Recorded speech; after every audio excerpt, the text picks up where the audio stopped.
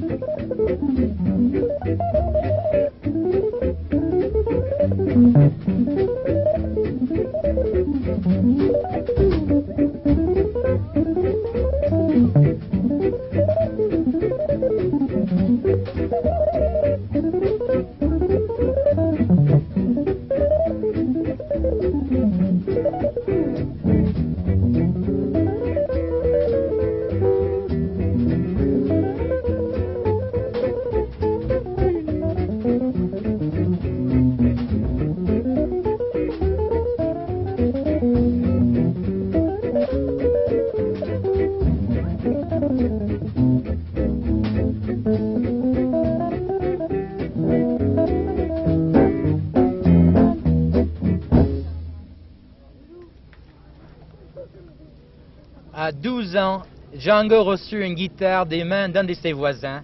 Il apprenait à jouer tout seul. Il jouait inlassablement des heures durant. À 13 ans, il commença déjà sa carrière de musicien professionnel, jouant du banjo avec l'accordéoniste Guérino dans un bal-musette rue Monge. Sa mère venait le chercher le soir pour toucher sa paie avant qu'il ne la perde au jeu, car très tôt, Django était possédé par la passion du jeu. Pendant 5 ans, Django fut un musicien très recherché dans les bals-musettes de Paris, sur la rive gauche et ensuite à Belleville. Nous entendons ensuite un quartet composé de Matelot Ferré, Maurice Ferré à la guitare, Macaque à la batterie, Emmanuel Studieux à la basse. Le quartet va jouer Star.